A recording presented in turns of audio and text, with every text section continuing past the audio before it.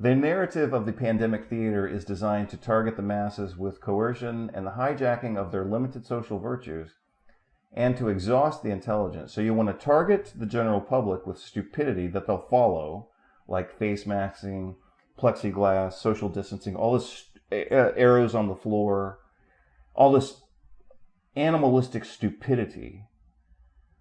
So that's for the general public, maybe 80% of the people go for that.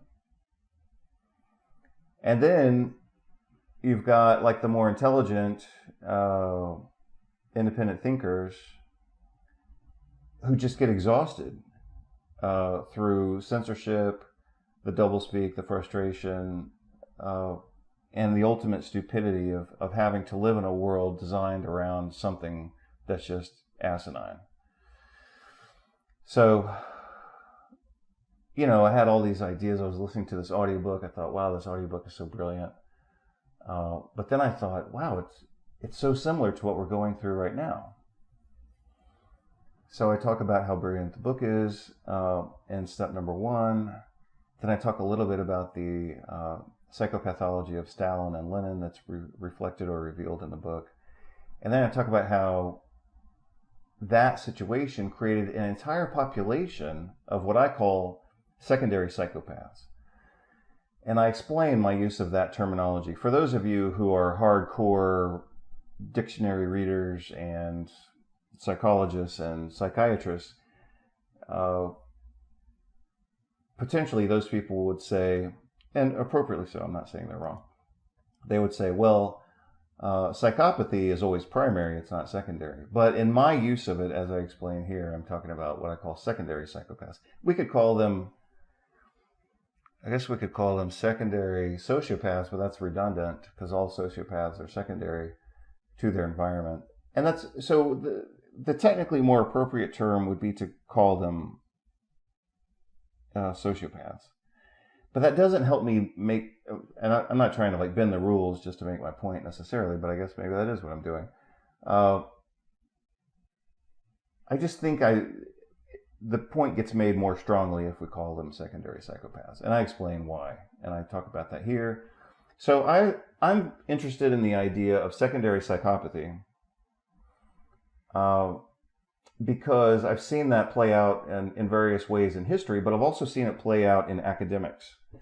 Because what I've seen, unfortunately through my own experience, was how one bad vice president in a particular school, and I've talked about this in other essays, how one bad vice president, who's, let's say he's a psychopath, a high-functioning psychopath.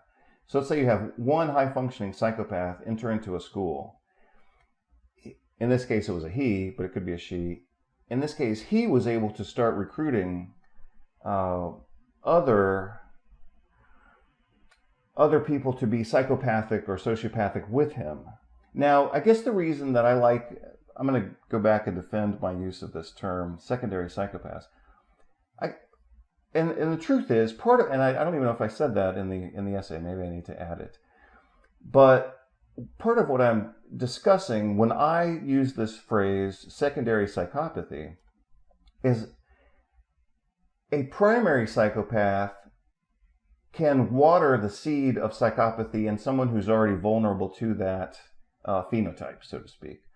So again, technically speaking, psychopaths are people who are born damaged. Their brains are damaged. They have no empathy. They're natural born killers.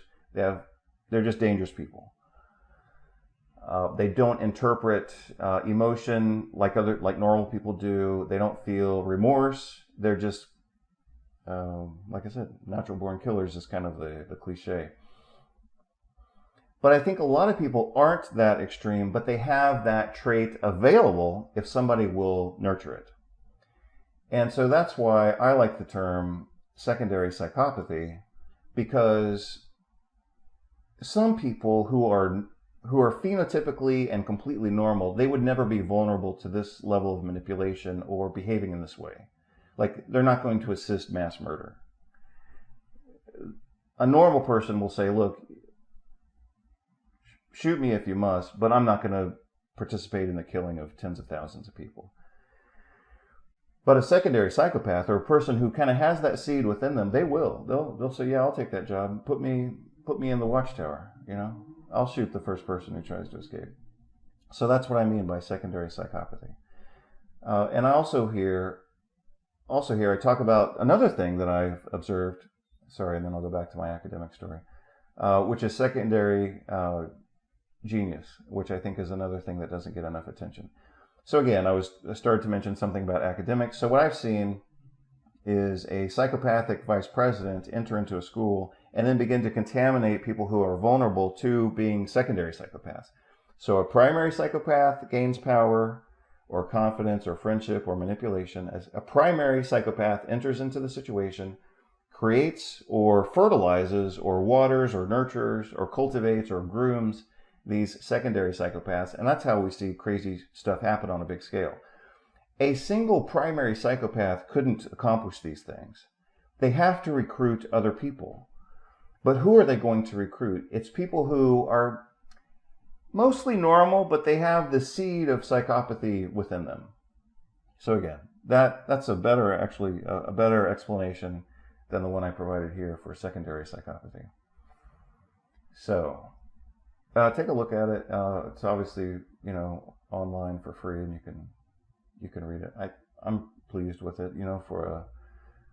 For a Saturday afternoon, I wrote half of it, and then I wrote the other half this morning on Sunday morning, and here it is. But I'm pleased with it. It started out as 3 sections, and then I added this 4th section either yesterday or today. I think yesterday, to understand and appreciate the role of pattern recognition when we're dealing with these international crimes against humanity. So, you can look at the Nazi Jewish Holocaust over here, and you can look at the slaughter of the East Timorese over here. You can look at, these population-wide mass killings in different countries, ethnic cleansings, American slavery, all these things, whatever. You can look at all these things as separate entities, but the wiser, at least from my perspective, for what I'm trying to achieve here, the better perspective is to try to understand those in terms of patterns and structures. So what is the pattern and structure of these things?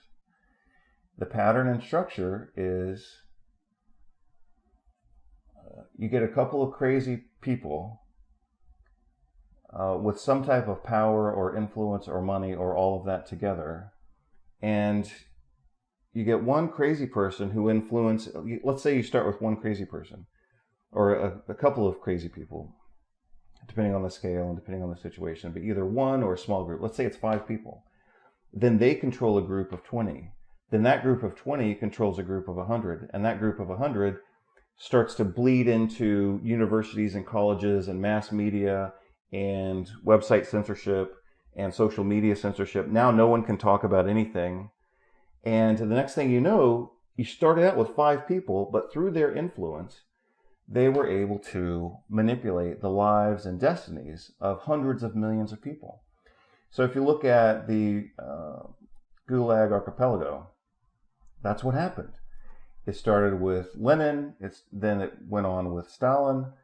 But the point is, it was a nucleus of likely one person who got a buddy over here and said, hey, go along with me on this. And then they said, okay, well, let's get one more, and then let's take control of this cabinet of politicians. And then from there, we'll control this office or this department. And then from that department, we'll influence the media. And from then, we'll influence the police. So if you understand population-wide crimes against humanity, there's a structure to it. Or let me edit that and say it has a structure. And all structures can be understood, prevented, and demolished. So, not necessarily in that order, but maybe. So my point is, when you see crimes against humanity, they all have the same structure. It's a small group that gains control of a larger group, and they start to fan out, so to speak, in different directions, their power and manipulation and control. And that's how one group of 5 controls a group of 20, controls a group of 100, controls a group of 1,000, controls a group of media outlets with multi-million, channel exposure, so to speak. And then you've got millions of people ultimately bowing down to the insanity of a handful of people at the top of that. So that's the pattern that you see everywhere, I'm quite sure. But again, in order for a few people to take over the world, they have to recruit, groom, nurture, fertilize these secondary psychopaths within the population. And that's how it gets done. So anyway, take a look at all that. I'll put this on the website. The website that I'm referring to in this instance is healthythinking.substack.com. And today, again, is Sunday, July 31st, 2022. So if you go and search for it by date, then you'll find it.